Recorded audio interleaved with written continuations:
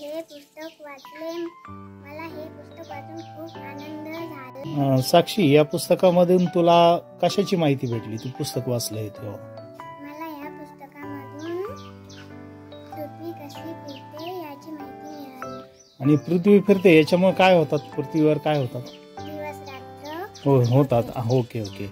आणि याच्यामध्ये कोणाचं उदाहरण दिलेलं आहे? याच्यामध्ये यारेचे आणि ओके, माधव याचे उदाहरण दिलेले आहे. उदाहरण दिले. यांच्यात संवाद झालेला तो वाचलेला आहे ना.